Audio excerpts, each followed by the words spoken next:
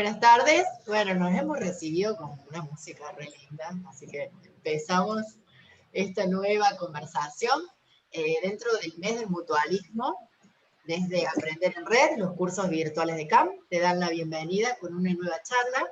Hoy las chicas van a trabajar con la planificación en estos nuevos contextos. Vamos a leer su currículum. Las dos profesoras que van a dar la charla son Emilce Mourinho, licenciada y profesora universitaria en Administración de Empresas, y Tatiana Bagnis, que es licenciada en Administración de Empresas con posgrado en Costos y Gestión Empresarial.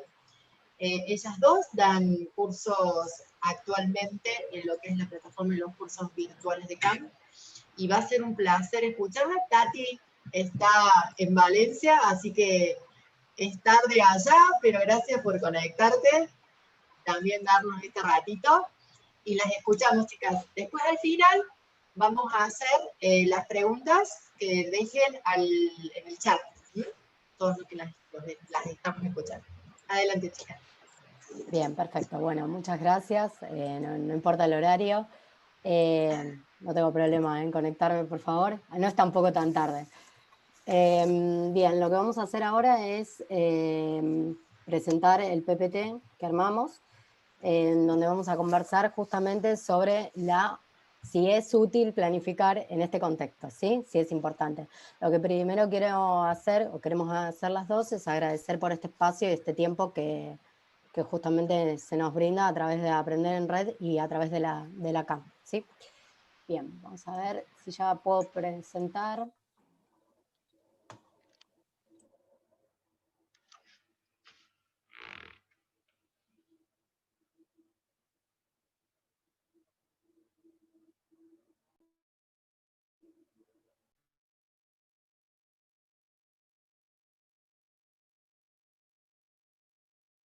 ¿Tati? Sí. Sí, yo estoy, pero no estoy pudiendo compartir. No. Estás como a ver, fíjate vos, Emi, si podés, pero ya te puse como co-host. Vamos a probar. No. Emi, si quieres probar. Ahora pruebo. Ahí voy. Bueno, aprovecho a saludarlo yo, que la dejaba más que nada presentarse a Tati. Muchas gracias por la oportunidad. Es un placer estar en el mes del mutualismo, pudiendo colaborar, aunque sea un ratito, con nuestros conocimientos y ver si los podemos ayudar. Ahí estoy descargando, ¿no? A ver, fíjate. Ahí voy.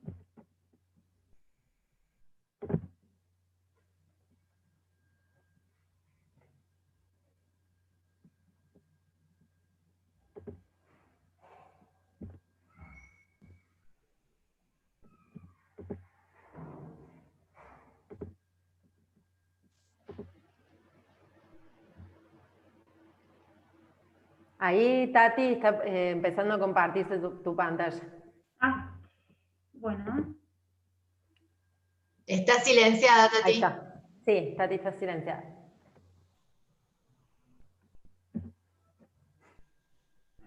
Ahí está. Ahora sí. Bien, perfecto. Lo logré. Lo pueden ver todos, ¿no? Sí. Bien, perfecto. Bueno, justamente la conversación se inicia desde el planteo, desde la pregunta que nos hacemos, si es útil planificar en este contexto. Es una de las charlas dentro del ciclo de conversaciones, como mencionamos antes. Bueno, este contexto se presenta con muchísima volatilidad, tiene mucha recesión económica, y muchas empresas tuvieron que plantear la posibilidad de cerrar o de reducir las actividades que brindan o los productos que ofrecen, ¿sí? Es la primera vez que se hunden muchas economías en simultáneo después de la crisis del 29, bueno, que todos ya conocemos, mencionada en todos los libros de economía, ¿sí? Así que es importante pensar, plantearnos si es necesario o si es útil planificar en esta situación. Bueno, como datos podemos pensar en información que nos brinda la CEPAL, ¿sí? En donde las empresas de la región han sufrido inconvenientes y han tenido una caída muy grande en los ingresos, en sus ventas, ¿sí? Y sobre que tuvieron muchas dificultades para poder mantener el nivel de actividad de producción. También es importante considerar cuáles son los sectores más afectados de la economía, tales como la hostelería, el turismo y el comercio, que estos sectores puntualmente en Argentina están planteados como conformados por pymes y por empresas familiares y que se ven gravemente afectadas porque sabemos que el tipo de empresas tienen un menor margen y tienen un tipo de actividad un poco más chica, no tienen grandes volúmenes de ventas, ¿sí? Tiene ventajas, pero bueno, como contras en este contexto tiene esto, ¿sí? Pero pensemos ahora cómo le fue justamente a la economía social en este contexto que mencionábamos, donde tenemos una crisis en el interior de las empresas, donde se presentan cambios en las cadenas productivas, pero a la vez vemos oportunidades de transformación y de revisión de los productos, de los valores que hay detrás de los productos, ¿sí? Bueno, para sorpresa, para la economía social es una oportunidad porque hubo una tendencia en el crecimiento de búsqueda, esto es Google Trends con las tendencias de búsqueda por tema de búsqueda, y la economía social en el mundo ha tenido un crecimiento, ha tenido como tema, ha tenido una caída a fines del año pasado, lógicamente quizás tenga que ver un poco con la temporada, y luego repunta en mayo y tiene un crecimiento para septiembre. Entonces este tema se encuentra en boga y se encuentra en tema de búsqueda dentro del buscador de Google como los usuarios que utilizan Internet. Obviamente está tomando la base estadística de esto. Y para sorpresa para Argentina, lo que sí se puede ver es que la economía social como tema en los últimos 12 meses tuvo un posicionamiento en 7º lugar. ¿Qué quiere decir esto? Que en el mundo lo que tiene la economía social es un fuerte rol de tema de conversación y de patrón de búsqueda de los usuarios de Google estando en 7º lugar. También lo que decimos incluir para esta búsqueda de Google Trends es poner regiones con el que tengan un volumen de búsqueda bajo para que tenga mayor amplitud la información. Emi, ¿vos querías comentar algo? No, bien, perfecto. No. Bien, vamos a seguir entonces. Sí, bien. ¿Qué se nos presenta en este momento? ¿Sí? Una de cal y una de arena. Decimos tomarle a esta diapositiva como nombre. Lo que hay es justamente una readecuación de todos los procesos dentro de las empresas. Como venimos contando, esta crisis genera cambios en el interior de las empresas y deben modificar sus cadenas productivas. Deben reorganizarse, volver a buscar nuevos proveedores porque necesitan tener cercanía por los procesos logísticos y porque se empieza a diversificar la cantidad de proveedores, entran nuevos competidores, entran proveedores que antes abastecían a otros canales, quizás mayoristas, y ahora se vuelcan también al mercado minorista, y esto nos diversifica como proveedores. Hay una relocalización de los procesos productivos, también podemos ver como tendencia una migración de las ventas, que antes se hacía por canales tradicionales, hacia las ventas de canales digitales. Mejor ejemplo que esto del éxito que tuvo, por ejemplo, Mercado Libre, donde vemos a diario que cada vez crece más la participación que tiene, el liderazgo que tiene, porque justamente ha logrado desde su e-commerce poder distribuir los productos y vender. Y también hay nuevas vías de atención a los clientes. Quizás antes teníamos siempre la cuestión presencial, los canales tradicionales, y ahora se incorporaron nuevas vías de atención, o se modificaron las vías de atención, incorporando procesos paralelos como los chatbots, o las asistencias por teléfonos, o seguimientos, tratando de contener al personal, al cliente para que no vaya presencialmente a un punto, o se asignaron turneros para poder organizar el flujo de clientes que va presencialmente al comercio, ¿sí? También, como una de arena, lo que podemos ver es que hay un gran desconcierto empresarial, ¿sí? Vemos dos grandes posturas, la del conservador o la del arriesgado, que bueno, ahora Emilce nos va a ampliar sobre esta cuestión. Vale. Buenas tardes a todos.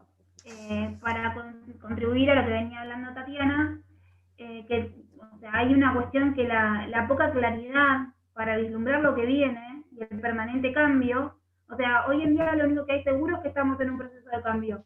¿Sí? No sabemos cuál va a ser la nueva realidad y estos cambios se están dando de manera diaria y dinámica. Y entonces la dificultad de poder vislumbrar qué es lo que se viene y el cambio de las reglas de juego de manera constante puede generar angustia, desconcierto, incluso un cansancio físico en las personas que son las encargadas de decidir. En el diario Cronista, en junio de este año, salió una nota donde dice que el 30% de los empresarios argentinos padece consecuencias físicas por esta crisis. Entonces, bueno, ante esta incertidumbre y estos cambios constantes y casi diarios que veníamos mencionando, hay distintas maneras de actuar por cada uno de los decididores, o por los empresarios, si le queremos poner otra palabra. Por un lado, tenemos aquellos que no actúan, ¿sí? Ya sea por la rigidez de la estructura de la empresa o de los procesos, les suele pasar mucho en las empresas muy grandes o burocráticas, que no actúan. ¿Sí? Puede ser por eso, o puede ser que la misma incertidumbre muchas veces nos puede paralizar. No sabemos para dónde salir. Entonces, no tomamos decisiones, no cambiamos estructura. Nos quedamos expectantes a ver qué es lo que nos depara el porvenir. ¿Sí? Esto lo vemos, por ejemplo, hay empresas que todavía no pudieron adaptar sus procesos o formas de trabajo al home office. ¿Sí? Hay empresarios que todavía les gusta ver al trabajador en su puesto de trabajo cumpliendo su horario y les cuesta ver una alternativa a esto. Hay otras pymes, sobre todo pymes, por ahí administradas por sus propios dueños, que todavía no tienen presencia en Internet. Como decía Tatiana, con respecto a la readecuación de procesos que estamos viendo, una de las más claras y notorias es las nuevas vías de atención al cliente, cómo gana notoriedad el tema de la atención digital y las ventas digitales. Entonces, retomando, decíamos, tenemos por un lado a aquellas personas que se quedan expectantes, podríamos decir paralizados. Y por el otro lado, hay otras empresas o personas que, al contrario de las anteriores, actúan de manera urgente. ¿Sí? Estamos en el otro extremo. Actúan de manera urgente sin un mayor análisis. Estos son por ahí empresarios que privilegian actuar rápido. ¿Sí? Consideran que el que llega primero al mercado es el que mejor le va a ir. ¿Sí? Ante este tipo de decisiones que se toman de manera rápida, sin análisis, el resultado de esta decisión es tan incierto como el futuro mismo, como el escenario mismo de actuación. ¿Sí? Entonces, pensamos, ¿se justifica planificar, siendo que hay cambios diarios con todos los días? Está cambiando el mundo en distintas variables. Muchas personas nos van a decir que no. ¿Sí? ¿Por qué? Porque cuando uno piensa en la planificación, a la manera de la teoría tradicional, dice es para poder predecir el futuro. Es para armar un plan rígido en el cual el éxito del plan, de acuerdo a la estructura, a la teoría tradicional, el éxito del plan dependía de qué tan bien nos podamos apegar a él, de qué tanto pudimos planificar el futuro. El desvío estaba mal visto, incluso cuando era un desvío positivo, no lo habíamos podido planificar. ¿Sí? Ese tipo de teoría, que se considera tradicional, ya quedó obsoleta. No solo para los tiempos actuales, sino que en un contexto un poco más estable también queda obsoleta. Los planes tienen que tener siempre una cierta flexibilidad que nos permita adaptarnos. ¿Sí? Hay un autor, que por ahí los que no son del rubro de la administración tal vez no lo conocen, pero que se llama Henry Mintzberg. Es muy reconocido, es uno de los principales autores dentro del área de la administración. Nos dice que el grado de incertidumbre es un factor de contingencia para el proceso de planificación. ¿Sí? ¿Me pasas una? Gracias.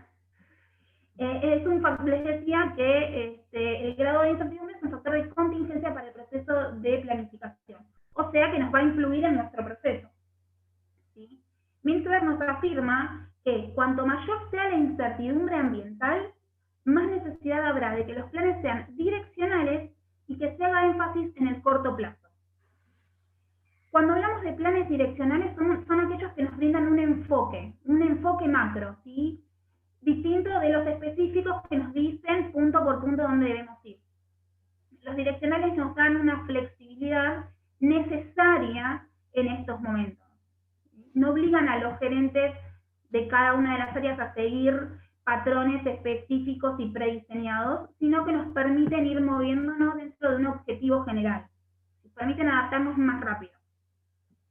Entonces, si se están produciendo cambios rápidos o importantes en orden tecnológico, social, económico, legal y muchos otros que se nos puedan ocurrir, los cursos de acción bien definidos y trazados con precisión tienen más probabilidades de perjudicarnos en el rendimiento de nuestra organización que de favorecernos.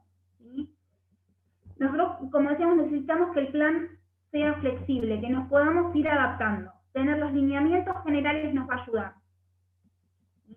Entonces, dentro de este marco nuevo que venimos viendo, ¿vale la pena planificar? O mejor preguntado, ¿cuál pasa a ser el punto más importante dentro de nuestro proceso de planificación? Y esto es conocernos, ¿sí? Mientras más sepamos acerca de nuestra organización, más probabilidades de reacción rápida, de dar el paso correcto.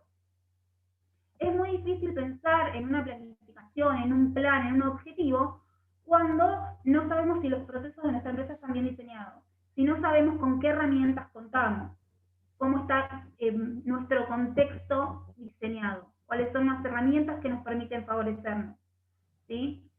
Entonces, siendo esto, la primera cosa que deberíamos hacer es un autodiagnóstico. Para hacer el autodiagnóstico, nosotros en un proceso de planificación tradicional tenemos, el primer paso es diseñar nuestra misión y visión, diseñar nuestros objetivos en base a esto. En este punto de contexto tan cambiante, por ahí nos sugerimos que nos pongamos a replantear nuestra misión y nuestra visión, pero sí es importante leerla, saber dónde estamos parados y a dónde queremos ir, ¿sí? Solamente para recordarnos. Es como en la sala futbolística se dice parar la pelota y pensar, bueno, pensemos, ¿sí? Tomémonos 2 minutos, lo pensamos. Y a partir de ahí, lo que pasa a ser también crucial es el tema de estudiar nuestro ambiente externo, sobre todo el específico, que está formado por nuestro grupo de interés, y nuestro ambiente interno, ¿sí? Dentro del ambiente específico, donde tenemos todos nuestros grupos de interés, que son los proveedores, clientes, sociedad y todo, es donde vamos a notar la mayor cantidad de cambios. ¿Para qué nos va a servir esto? Para poder estudiar dónde estamos parados y cuáles son nuestras posibilidades, ¿sí? Repito, mientras más nos conozcamos, mayor posibilidad de adaptarnos vamos a tener, ¿sí? Con respecto, por ejemplo, a los proveedores, ¿sí? La situación epidemiológica hace que busquemos más información, nuevos proveedores, ¿sí? Nos abre un poco el mercado. Hay el caso, por ejemplo, de una empresa de Santa Fe Capital, que es una productora textil. Esta productora textil de repente vio que se triplicaron y hasta cuadruplicaron sus ventas. No pudo empezar a cumplir con los clientes, se dio cuenta que había sobrepasado su capacidad productiva. Tuvo que comprar máquinas, tuvo que incorporar gente y todo eso. ¿Cómo puede ser que esto le pase a una empresa textil en el medio de una crisis mundial, donde los rubros textiles es uno de los más golpeados? Y bueno, cuando buscamos opciones o respuestas a esto, decimos, bueno, los minoristas que venden ropa antes iban en tour de compras a Buenos Aires. Está centralizada la oferta en Buenos Aires. Hoy en día, al no existir más esos tours de compras, la gente tiene que salir a investigar nuevas formas de provisionamiento. En estas nuevas formas de provisionamiento está la posibilidad de esa empresa de Santa Fe de mostrarse a un mercado que antes le estaba cautivo a la gente que se iba a Buenos Aires, ¿sí? Bueno, con respecto a los proveedores, también me gustaría aclarar que hay una tendencia a privilegiar la cercanía, ¿sí? La cercanía nos va a servir a nivel logístico, por una cuestión de que estamos viendo de que hay muchas provincias que no dejan pasar a no residentes. Por ejemplo, Tatiana y yo somos de Santa Fe. Bueno, Tatiana ahora está en España, incluso peor la lejanía. Pero bueno, yo soy de Santa Fe. Si yo quiero ir a Córdoba, no me dejan entrar sin 2 hisopados negativos. En Santa Fe tuvimos problemas también con los proveedores que venían de afuera, no nos dejaban entrar tampoco. Tuvimos que adaptarnos a este tipo de cosas. Igualmente, como segundo punto, con respecto a la cercanía, hay una cuestión de empezar a privilegiar la confianza, ¿sí? Necesitamos estar cercanos, porque tenemos que tener confianza al proveedor, porque son nuevos y porque necesitamos asegurarnos logísticamente que podemos llegar a hacernos de nuestra materia prima para producir, ¿sí? Bueno, el segundo punto de los grupos de interés son los clientes. Es muy importante conocer quiénes son nuestros consumidores, siempre es importante. Pero a su vez hay que prestar especial atención a los cambios de necesidades que puedan llegar a tener nuestros consumidores, ¿sí? En variables demográficas, ¿son grupos de riesgo? ¿Se podrían contactar con internet, con nosotros, con teléfono? ¿Suelen usarlo? ¿Tienen acceso siquiera? ¿Sí? ¿Qué podemos hacer nosotros para adaptarnos a esas necesidades a esas nuevas necesidades que se le presentan a nuestros consumidores. ¿Sí? Hay herramientas como tips, se le puede hacer como alguna pregunta directa a un consumidor que se acerca, una pregunta cerrada, sí, no hacerle perder mucho tiempo, pero sí nos puede llegar a servir como base para reestudiar a nuestro mercado consumidor, a nuestro público consumidor. ¿Sí? Siguiendo, vamos al siguiente punto, que es el de sociedad. Hoy en día, el tema social, de la sociedad, se refiere a la sociedad donde está inserta la empresa, la compañía, ha tomado una gran preponderancia. ¿Por qué? Porque más allá de lo que es epidemiológico, lo que es la pandemia, hay de base un cambio a la hora de elegir el producto que estamos consumiendo. Ya no nos fijamos solamente en el producto final a la hora de elegir, sino que también vamos a tener en cuenta el origen de su materia prima, sus procesos productivos, sus políticas de medio ambiente, cómo emplea sus recursos materiales humanos, que también se porta dentro de la sociedad que está inserto con sus trabajadores. ¿Sí? Para ejemplificar esto, podemos ver que hay muchas empresas que optaron por mostrar su cadena productiva dentro de las redes sociales. ¿Sí? Ya no muestran solamente el producto final, sino que muestran también cómo lo producen. Hay rankings de empresas donde se establece dónde más prefiere trabajar la gente.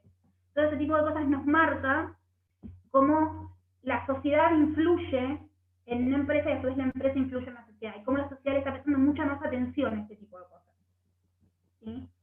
Bien, otro grupo de interés, podríamos decirlo, miembro del ambiente externo que nos influye son las instituciones financieras, los bancos. Esto en mucha menor medida que la sociedad, pero igualmente nos influye, porque uno de los puntos de cuando empieza todo este problema económico y financiero es que se cortaron los circuitos de cobros y pagos. Entonces las empresas tuvieron que salir a buscar en los bancos cuestiones de financiamiento. ¿Sí? Fíjense que de abril a marzo, solamente de abril a marzo, creció un 6,9% la cantidad de préstamos que las empresas pidieron a los bancos. Y las instituciones financieras tuvieron que adaptarse a eso. ¿Sí? Primero, bueno, con sus clientes habituales, que son las empresas, dándole tasas de interés mucho más bajas, para poder adaptarse también adaptarse a las diferentes medidas, el tema de cuando se empezó a dar préstamos a los monotributistas, a las empresas grandes con tasas de interés más bajas, todo ello. Y siguiendo, bueno, con la diapositiva, tenemos la competencia. ¿Sí? Cuando hablamos de competencia tenemos que tener en cuenta nuestros competidores, tanto actuales como potenciales. ¿Sí? Y sobre todo, qué herramientas tenemos para no perder porción de mercado. ¿Cuáles son las barreras de entrada y salida que tenemos en el ruta? Por ejemplo, ¿es fácil que una empresa pueda surgir para hacer el mismo producto que nosotros hacemos? ¿Qué tan reemplazable es mi producto? Mientras más difícil sea que ingrese una nueva empresa a hacer lo mismo que hago yo, mayor maniobrabilidad voy a tener yo como para poder actuar, para poder ajustarme. Y con reemplazable lo mismo. Hay un 15% de pymes en Argentina que ha incorporado un nuevo servicio o producto desde que empezó esta pandemia, desde marzo a esta altura. ¿Esto qué quiere decir? Que las empresas se están moviendo, están buscando alternativas. Y yo tengo que saber cuáles pueden llegar a ser mis competidores y cuáles pueden llegar a ser mis sustitutos, como para saber qué margen de maniobrabilidad tengo. Bien, esto con respecto al ambiente específico de lo que es la organización. Hay una herramienta que nos permite medir el impacto en relación a la empresa, no solo a nivel de autodiagnóstico, sino también a su vez para reciprocidad entre lo que es la comunidad y la organización, que se mide a través del balance social, que después Tati les va a explayar, se va a explayar un poquito al respecto. ¿Sí? Nosotros seguimos ahora con lo que es la organización interna. ¿Y por qué es necesario que nosotros conozcamos cómo funciona internamente la organización? Siempre es importante, siempre es importante. Ahora, en épocas donde hay una crisis financiera y económica, se hace incluso más importante tener un buen conocimiento de nuestra estructura de costos. ¿Sí? Se nos están produciendo cambios que no estaban previstos. Por ejemplo, si hablamos de alguna empresa de salud, ¿sí? De repente se le incrementan costos por detección, por tratamiento, a su vez tienen costos potenciales. Vamos a tener que cubrir las vacunas. puede pasar. Y ejemplos vamos a encontrar en todos los rubros, ¿sí? Donde hay un montón de costos que se van incrementando o que van variando, mejor dicho, y que nosotros no teníamos previsto, que nos tenemos que adaptar. ¿Sí? No solo en costos propiamente dichos, sino también en procesos. Está relacionado con los costos, pero puede ser aparte también, ¿sí? A nivel proceso, los trabajadores pueden venir, tienen que trabajar desde la casa, tenemos que conseguir computadoras, estamos capacitados para trabajar con turnos rotativos. Todo ese tipo de planteos se hacen manifiestos, pero a su vez también es importante que si no estamos pasando por esa situación como una empresa, empecemos a pensar. ¿Sí? Bien, y con respecto, bueno, es necesario saber cuáles son nuestros procesos claves, dónde podemos reducir costos, dónde no se puede reducir costos. Y es importante saber en qué puntos somos fuertes, en qué puntos somos débiles, porque eso, al detectar nuestras fortalezas, nos va a permitir ir a buscar oportunidades o defendernos de las amenazas. Entonces, como para cerrar el tema del análisis, me queda como conclusión que cuando nos conocemos, nosotros como organización, cuando estamos en contacto con cuáles características nos diferencian, cuáles son las capacidades productivas de los recursos humanos, sobre qué aspectos internos no somos fuertes, más sencillo va a ser para nosotros detectar las oportunidades en el mercado y mayor posibilidad de dar el paso correcto. ¿Podés Vamos abrir a la tener puerta? en el primer No intento. entiendo un soroqui lo que dice acá.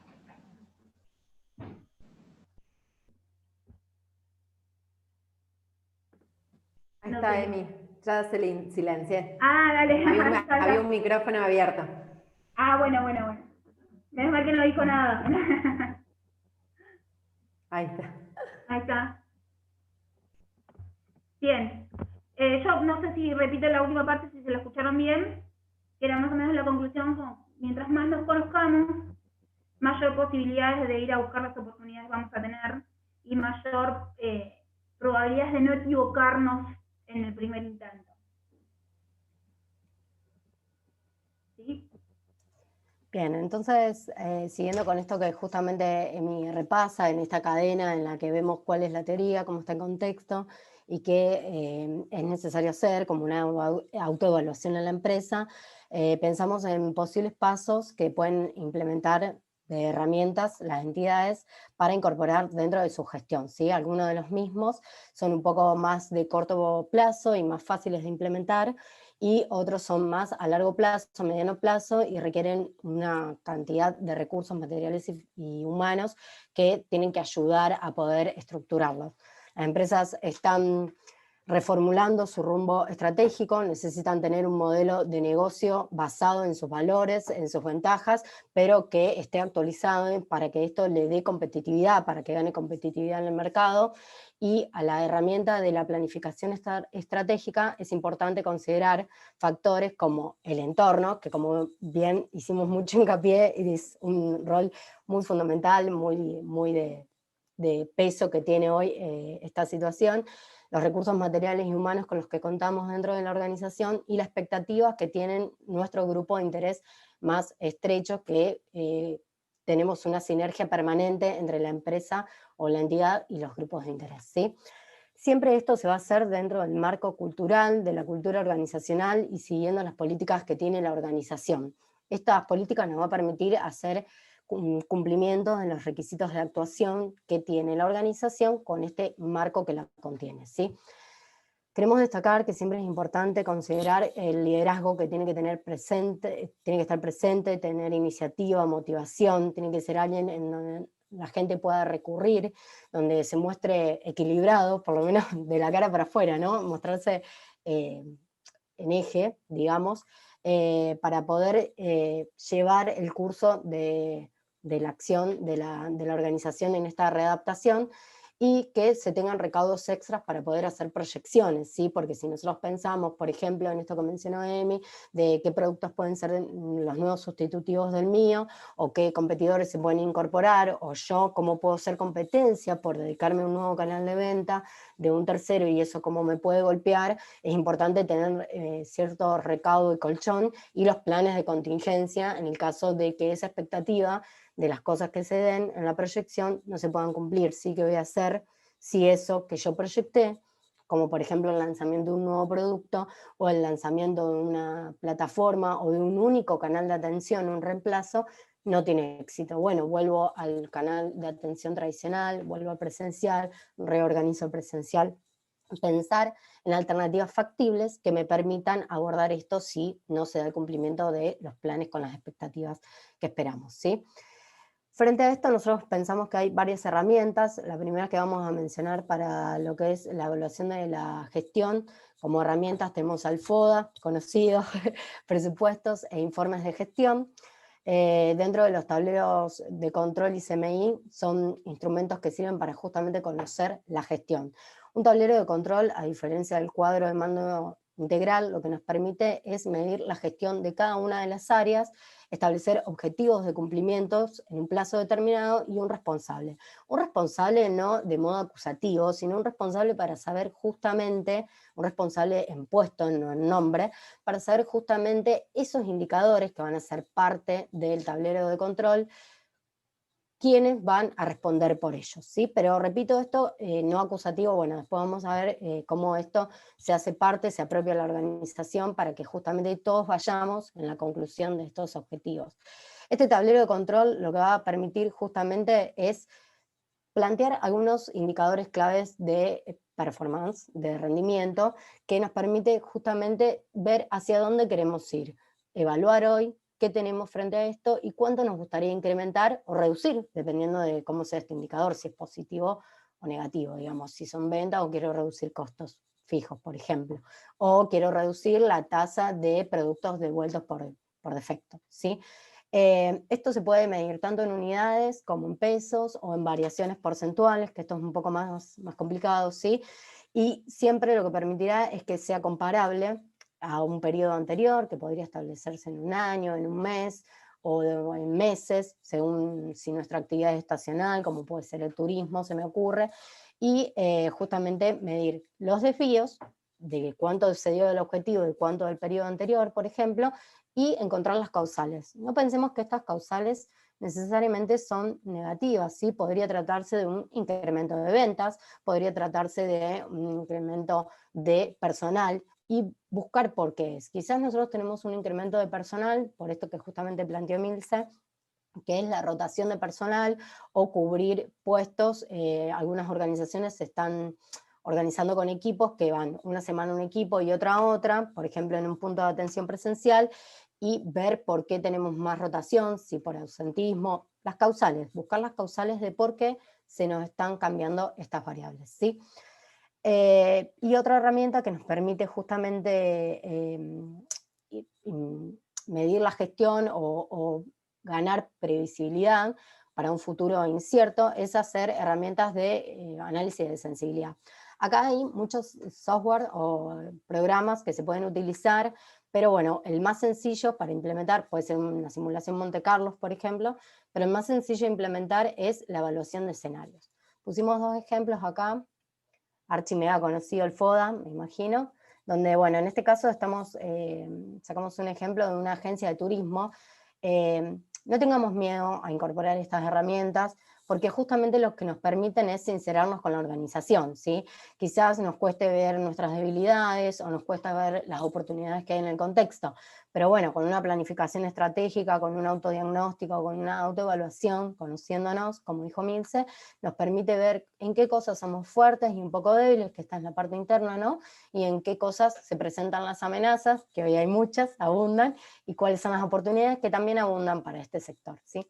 Y al lado pusimos un ejemplo de escenarios que pueden ver justamente el planteo de escenarios se hace con un escenario pésimo, optimista o medio, o más probable, que es mejor tomar esta variable, donde nosotros podemos establecer justamente cómo se puede dar un resultado. Por ejemplo, ponemos una probabilidad de ocurrencia en cada uno de los escenarios, que lo mejor sería que esté basado en, por ejemplo, estadísticas de informes de terceros, y cuánto nos puede dar ese resultado si ocurre cada uno de los escenarios. Por supuesto son excluyentes, ocurre uno u ocurre el otro. Este escenario nos va a mostrar un resultado, ¿sí? Podríamos hablar de ganancias esperadas en un ejercicio, entonces esto nos permitiría saber cuánto llegamos a quedarnos como ganancia neta o como bruta, que nos va a servir para medir nuestro punto de equilibrio, o a cuánto se nos van a ir los costos fijos si ocurriese tal cuestión. Un ejemplo, incorporar un nuevo impuesto y ese impuesto un porcentaje, por ejemplo, que en nuestra actividad esté afectada por un impuesto. Y probar justamente con estas diferentes probabilidades qué nos pasaría si ocurriese esto. Otro de los pasos que se pueden incorporar, otras herramientas de gestión que se pueden incorporar, que como decíamos antes son más a mediano plazo o a largo plazo, es justamente trabajar sobre un modelo de negocios basado en nuestras ventajas. Esto significa, por ejemplo, plantear el modelo de negocio con Canvas, reformulándolo con los 7 elementos. Canvas es una herramienta conocida para esto, que nos permite plantear los 7 elementos fundamentales de un modelo de negocio, y siempre lo que va a tener este modelo de negocio reformulado es el respeto por el marco cultural, por la organización y por el marco político de las organizaciones, porque sin esto un modelo no tendría validez, no serviría como tal, ¿sí? Y el balance social, que como adelantó Emi, es un instrumento para la autoevaluación y para la transparencia de la gestión. El balance social es una herramienta que lo que nos permite es mostrar cómo estamos gestionando, ¿sí? Cómo se están utilizando los recursos. La información base que debe tener es la económica, la social y la ecológica, porque la sociedad justamente está cuestionando a las empresas, está viendo qué hay atrás, cómo es su cadena de producción, qué impacto tiene, los desechos que genera, qué hace con el desperdicio de su comida, por ejemplo, o de sus insumos.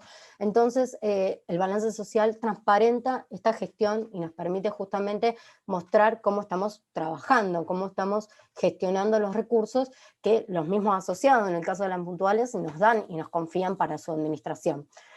¿Sí?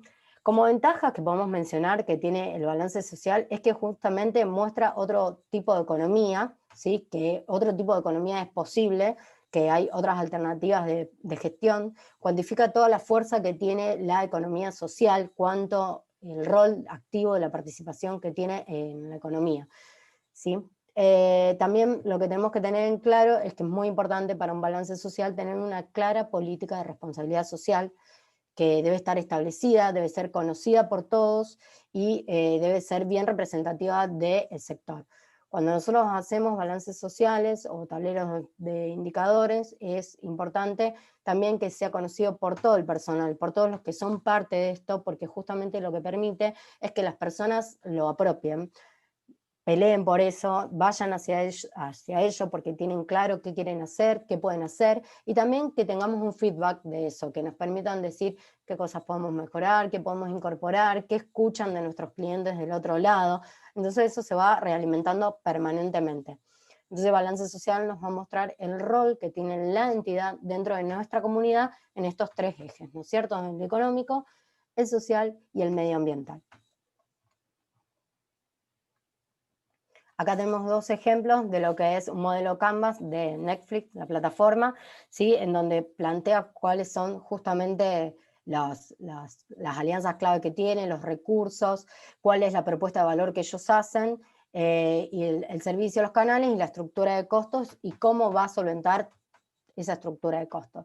Y del otro lado tenemos un simple Excel de un balance social hecho para una cooperativa, donde plantean el tipo de unidad de medida, que es importante saberlo, porque eso va a ser lo que nos va a permitir a nosotros volver a medirlo al ciclo siguiente, ¿sí? Si se miden horas, en pesos, en números, en cantidades, qué periodo se considera, cómo nos fue en el periodo anterior y qué variación tuvo. Por ejemplo, esto es un ejemplo de un extracto del balance social que tiene el grupo de interés, para este caso a los trabajadores, a los clientes y a la comunidad.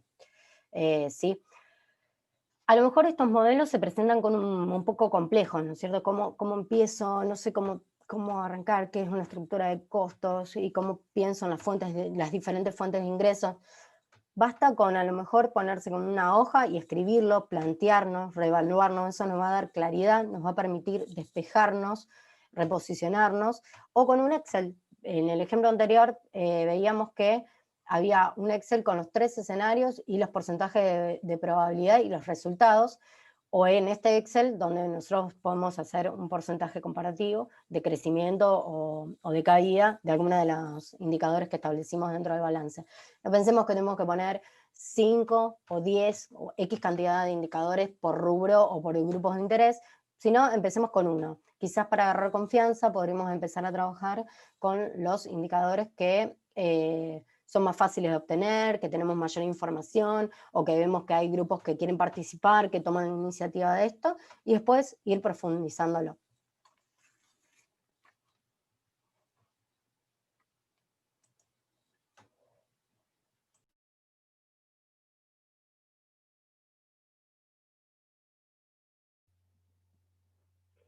Hola.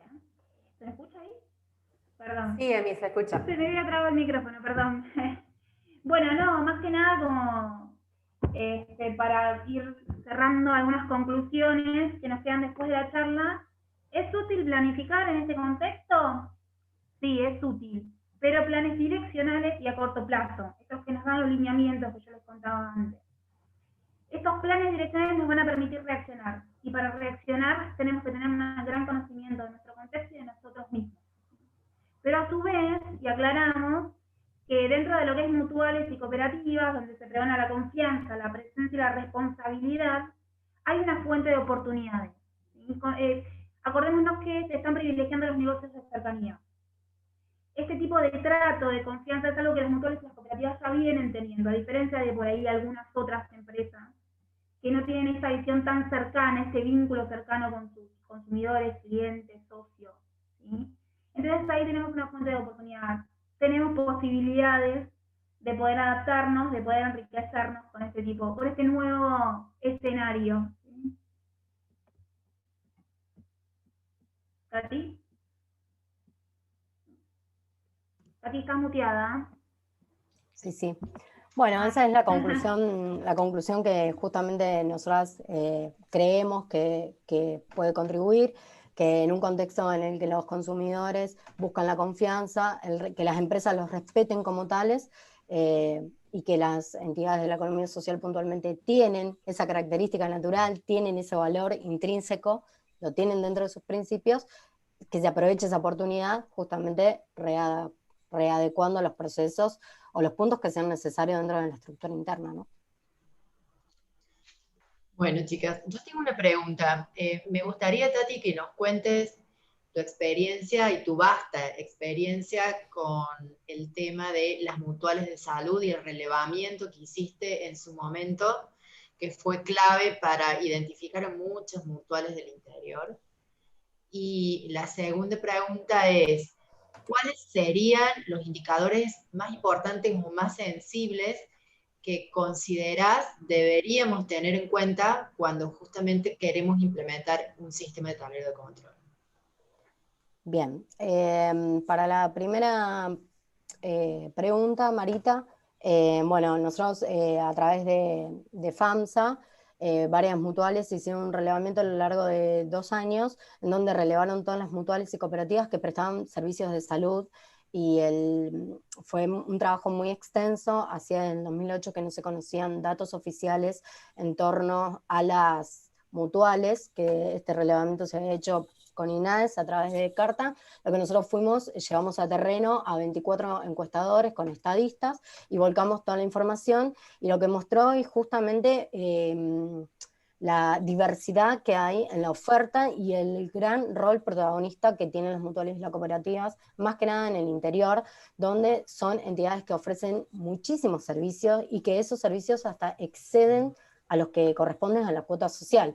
Quizás formalmente, bueno, un ejemplo, Catamarca, fuimos a una mutual donde prestaban X cantidad de servicios y por demanda de los asociados, que eso es muy común, los asociados son muy partícipes, ¿no es cierto?, de las decisiones, decidieron incorporar otros servicios a tal punto que hicieron un centro de salud de atención primaria en Catamarca, donde la salud pública tiene otras características diferentes a las que pueden ser la de Rosario, por ejemplo, que es el sector de salud pública que yo conozco, y tienen un rol social y económico y de inclusión muy fuerte. No sé si respondí, si me extendí, una apasionada. Sí, ¿no? Y que aparte recuerdo ese tiempo que trabajaste muchísimo y prácticamente fuiste la cabeza de ese proyecto que llevó mucho tiempo y mucho compromiso. Eso Sí, también quería que lo mencionaras, porque sé del trabajo que hicieron. sí, sí, un trabajo grande de equipo, Ah, por supuesto, mucha, mucha gente atrás. Así que hicimos de todo lo que sea necesario. Y la segunda pregunta, en torno a los indicadores, personalmente, esto es algo que, bueno, no sé de mí después, si quiere explayarse, pero para mí hay indicadores que son claves en determinados puntos. Quizás el que más me diría hoy y el que por el que primero entra es justamente el de los ingresos, medir la caída de las ventas de productos o cuestiones que afectan a mi precio. Por ejemplo, cuando incorporamos nuevos canales de ventas, estos canales de ventas quizás tengan costos de comercialización que afectan al precio final nuestro de un 10% y que eso achica nuestro margen. Entonces yo primeramente pensaría en ingresos, en indicadores que trabajan sobre lo que es ingresos, ventas. Recordemos que esto puede ser en volumen, en unidades, o puede ser en pesos, en moneda, y trabajaría también sobre indicadores de costos, ¿sí? Considerando este costo, por ejemplo, cuando incorporamos nuevos canales, compararlos con otros canales tradicionales. A lo mejor hay veces ni se evalúa el canal tradicional por el cual se utiliza algo, qué sé yo, la distribución de facturación física. Ni no tenemos tan incorporado dentro de la empresa.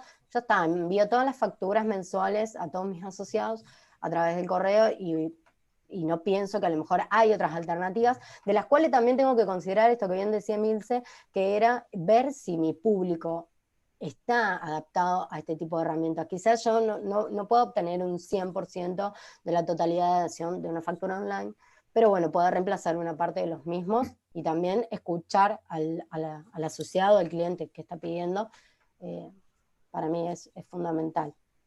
También sí. el rol que tienen en torno a la sociedad. Sabemos que el rol, por ejemplo, solamente en la Unión Europea, la economía social representa el 8% del PBI, tiene un rol muy fuerte, y también tiene un rol social y, y que es un gran creador de fuentes laborales, que a lo mejor no se puede ver tan claro en números, porque es más fácil de medirlo, más difícil, perdón, son variables cualitativas, pero que hacen. Discúlpame, con respecto a la pregunta que te hacía Marita, con respecto a los indicadores específicamente, te pregunto acerca de lo que es a través de las medicinas, que era tu área. No quiero entrometerme porque es claramente tu área, pero yo le agregaría el indicador al respecto de la fidelización del asociado. Hoy en día se necesita tanto, o sea, la cuestión médica, que muchos de nosotros preferiríamos no irnos nunca de nuestro proveedor, de nuestro prestador de servicios de salud, y el que se pueda llegar ahí un asociado nos puede representar muchas cosas, ¿sí? Porque, bueno, no, o sea, hay muchas cuestiones que van a ser económicas, pero bueno, ¿por qué no podemos ayudar a socorrerlo? O sea, nos pueden dar un montón de claves para pensar y reestructurarnos. Tatiana, espero no haberme metido a lo que es claramente tu área, o por lo menos que, no sé, que estés de acuerdo si querés agregar algo más. No, sí, siempre los asociados de los clientes tienen un rol fundamental y los asociados en las mutuales, ni hablar, los miembros de las cooperativas, ni hablar, porque son decisores, son parte activa, son quienes justamente son la fuerza de las organizaciones. Quizás en otro tipo de empresas, otro tipo jurídico, tengan otro rol diferente o emigren más de un lado para el otro. Quiero decir, compro un súper en un súper donde veo las ofertas de los productos. En cambio, en este tipo de organizaciones creo que tienen un rol muy activo, muy fuerte. Son Bien. creadores de valor, sí.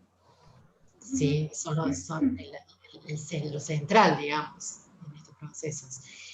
Otra pregunta, ustedes comentaban que para poder bajar esto a un tablero o para empezar a trabajar con estos modelos, podemos empezar por un Excel y empezar a identificar costos y todos estos elementos que mencionaste. En esta instancia, ¿es fundamental que intervengan todas las áreas para que puedan ellos proponer cuál es el punto de control de cada proceso? ¿Cómo se haría en ese caso la implementación y cómo se hace el seguimiento de esos indicadores? Bien. me parece que Tati se quedó colgada, pero bueno, yo te contesto con respecto a que estén involucradas todas las áreas, siempre es importante. En épocas de incertidumbre también es importante porque una persona, al participar de la decisión, al participar del plan, lo siente como propio y se va a esforzar mucho más para poder lograrlo. En estos casos donde hay incertidumbre también hay una preponderancia del líder, hay una tendencia a seguir al líder, es más fuerte. Igualmente un buen líder siempre le va a ir a preguntar al resto. ¿Por qué? Si nosotros tenemos distintas áreas en la organización y para cada una de esas áreas ponemos un gerente, confiamos en que nadie va a saber más con respecto a ese tema que ese gerente de esa área. Entonces esa es la pregunta que vamos a buscar. Y también a su vez, cada uno dentro de su propia área conoce sus recursos con los que cuenta, conoce sus limitaciones. Entonces es como ir a consultar con un especialista, por eso siempre lo involucramos.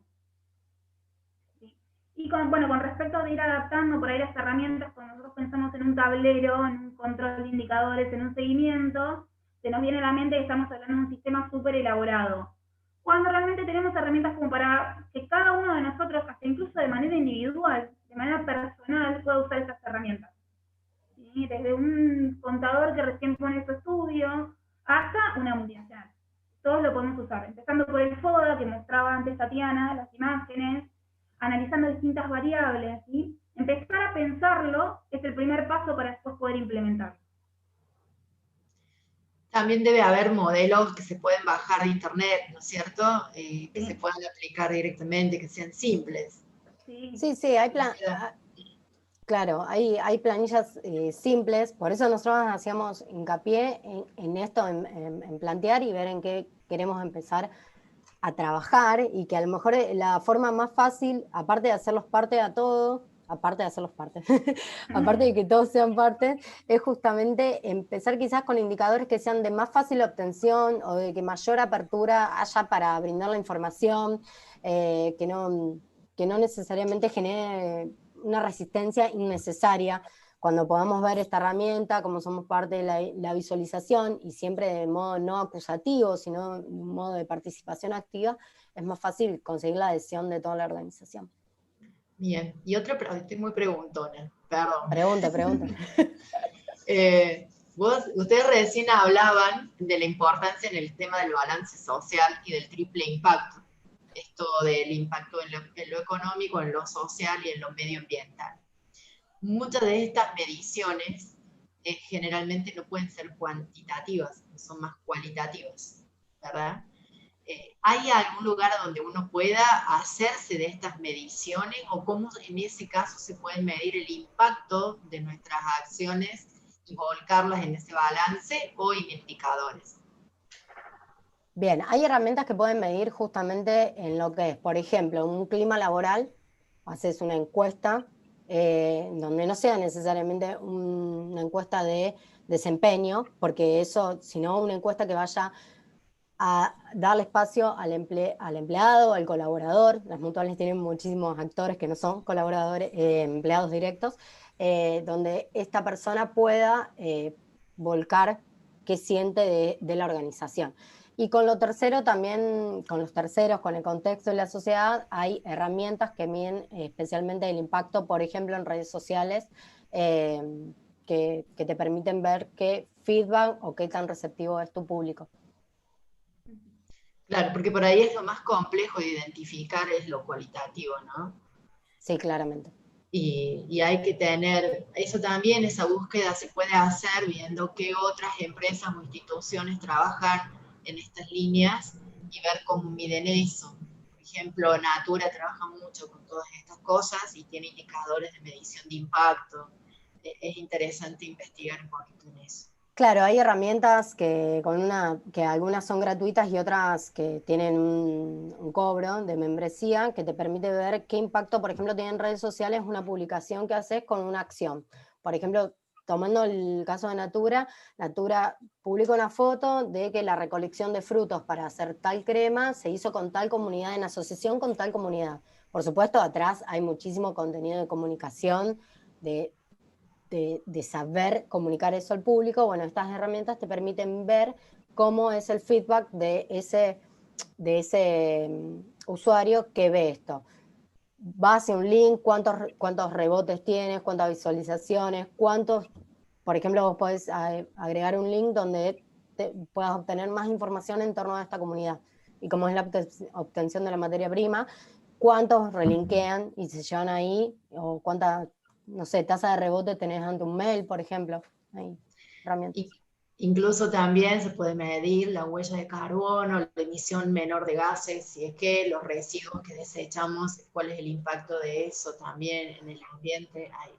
Hay indicadores interesantes. Sí, de todos modos, eso es mucho más preponderante, ese rol, me parece a mí, esta es una opinión personal, cuando uno trabaja sobre industrias como las petroleras o la textil, que es la tercera industria en el mundo que desperdicia mayor cantidad de agua, que en algunas actividades que son más de tipo de servicios, digamos.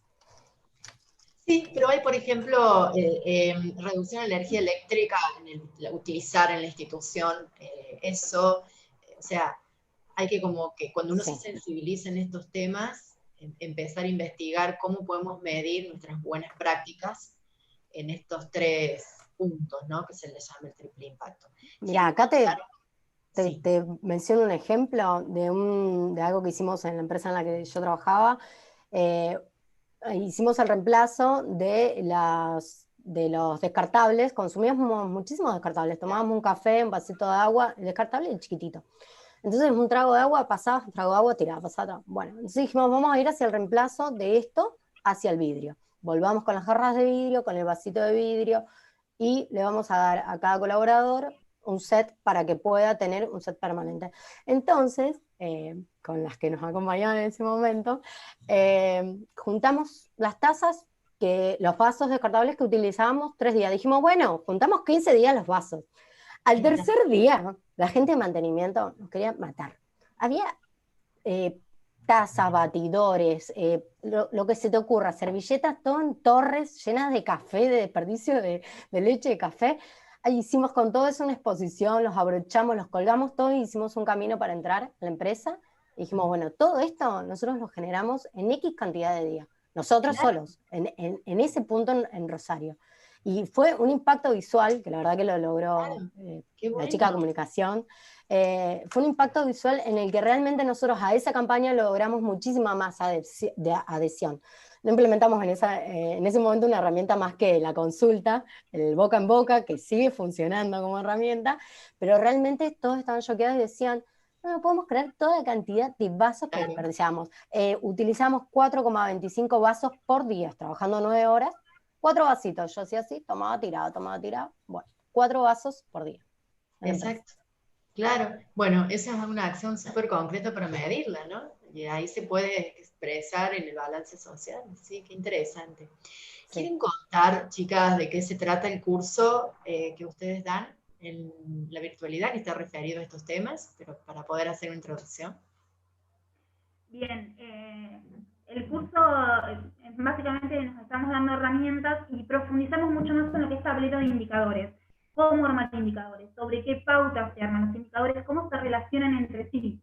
¿Sí? Hablamos mucho, o sea, profundizamos todo el proceso de planificación, desde el desarrollo de misión y visión que yo los mencioné por arriba, pero que tienen toda su teoría atrás, su sustento atrás del desarrollo de metas, de objetivos, y de pensar cómo se relacionan todos ellos.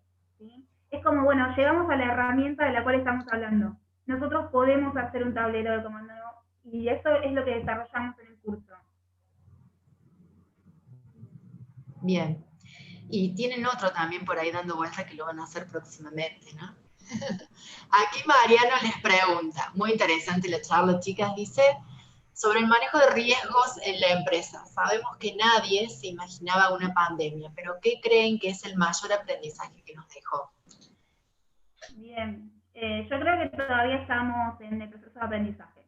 Yo creo que todavía nos van a seguir cambiando situaciones, pero bueno, como todos los riesgos, creo que uno de los mayores aprendizajes que nos dejó es diversificar. Entonces aprendimos que no podemos confiar en un solo canal de ventas, no podemos confiar en un solo canal de contacto con nuestros consumidores, que tenemos que tener alternativas para nuestros trabajadores incluso. O sea, de verdad que había un montón de cosas dando vueltas que se implementaron todas de repente. Entonces, el home office era algo de lo que se hablaba como una posibilidad y de repente se tuvo que hacer realidad, de un momento para el otro. Y creo que es algo que nos va a acompañar en un futuro. Y creo que hay varias cosas que vamos aprendiendo en esta dinámica que nos van a acompañar.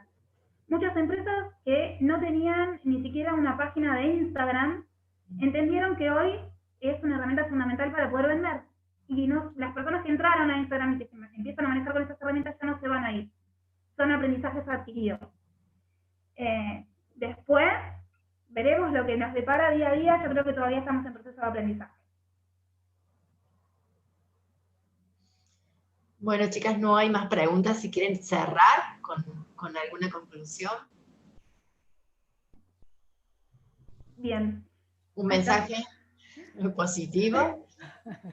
Sí, yo, o sea, no, si bien no es el mejor escenario, yo soy optimista. Yo creo que van a cambiar un montón de cosas, vamos a empezar a hacer mejor las cosas, ¿sí? Esta revalorización del empleado como no cumpliendo ese horario de trabajo, hay muchas empresas que todavía lo siguen manejando, no es necesario que me cumplas el horario de trabajo, sino que puede trabajar desde la casa.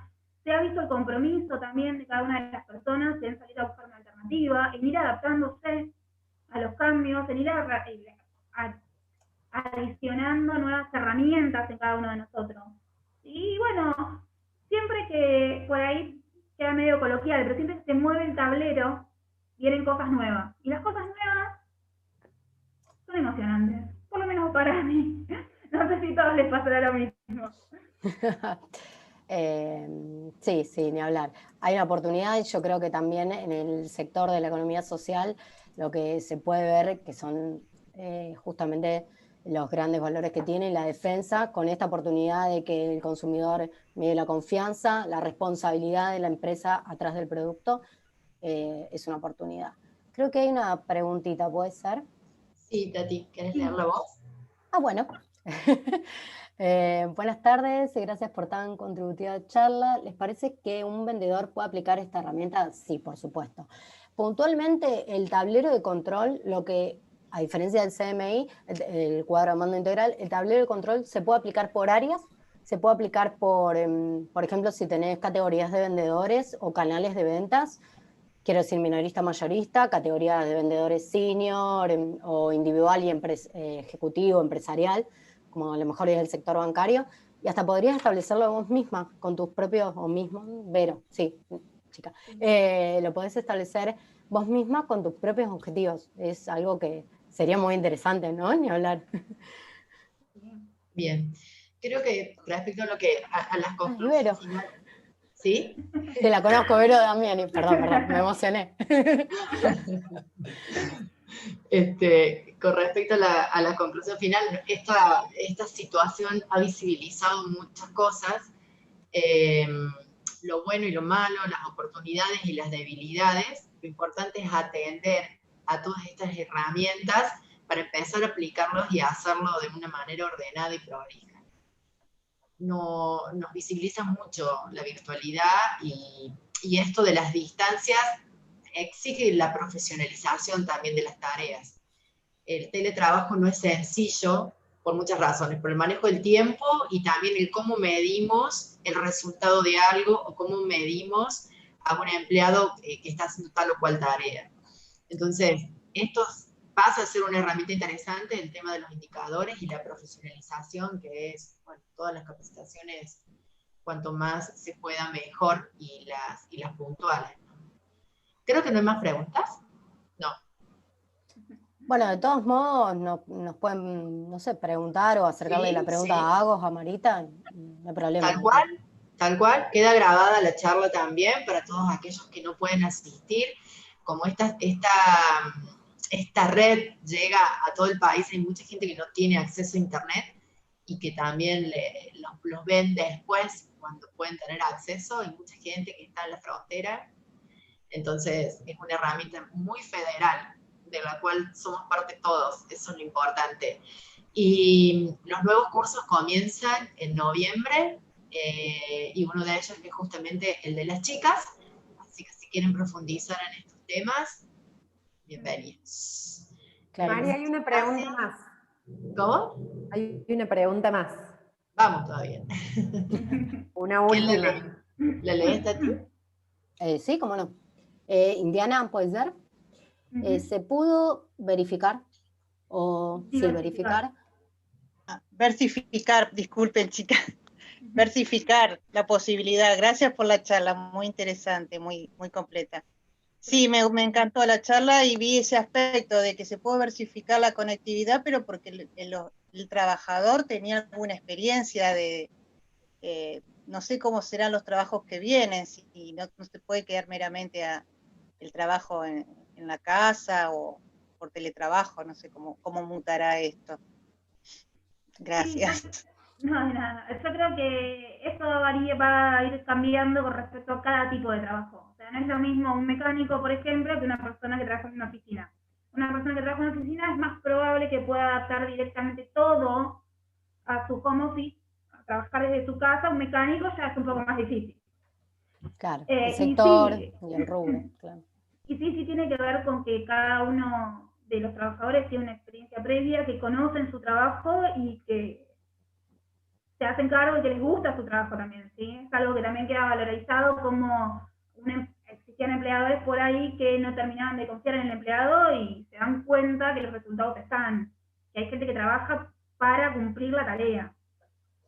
Sí, sí, y que hay algunos puestos dentro de la organización que quizás sea más fácil fijar unos objetivos, como se me ocurre un asesor, un comercial, un vendedor, y otros que quizás deba incorporarse también los objetivos. Pero bueno, para esto es importante saber para qué es el área, qué persigue el área, qué objetivos tiene, con qué recursos utiliza para cumplir esos objetivos, y esos recursos entre los que utiliza, los que emplea, son los recursos humanos, sí. Hubo una experiencia cuando salió la ley del teletrabajo que comentó una persona que trabajaba en una mutual, que lo hacía desde su casa, y a ella le resultaba muy incómodo porque vivía a 3 cuadras de su trabajo. Y el afiliado sentía mucha más cercanía cuando el trato era personal y no a través de internet. Entonces creo que estas nuevas realidades vamos a tomar lo que sirve y se está regionalizando mucho las prácticas. Creo que ahí también va a haber un trabajo interesante de identificar las dinámicas propias que sean más factibles, las más beneficiosas. Esto ha visibilizado muchas cosas y va a haber como un mix. De todas maneras, la virtualidad para el trabajo lleva todo un trabajo detrás que habla de compromiso y una planificación para implementar la virtualidad.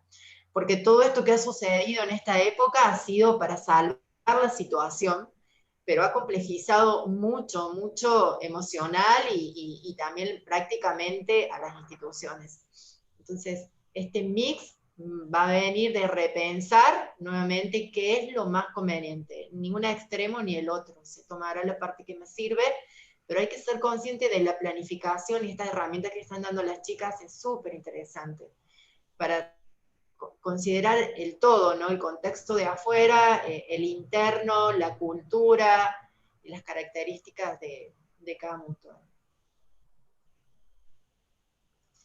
Bueno, muchísimas gracias, chicas. Ha sido un placer. Gracias No sé si alguien más quiere decir algo. Bueno. Bueno, gracias, y gracias a ustedes que están del otro lado, con su tiempo, dando su tiempo, ¿no es cierto?, para que podamos intercambiar las ideas. Tal cual, esta red se crea entre todos. Agos, gracias que estás ahí, del otro lado también. Gracias a ustedes, gracias chicas. Bueno, gracias chicas y gracias a todos los que se conectaron como siempre. Así que bueno, para seguir construyendo este espacio. Exacto. Bueno, cuídense mucho. Sí. Nos vemos pronto. Gracias, chicas. Chao, gracias a ustedes. Adiós. Chao, chao.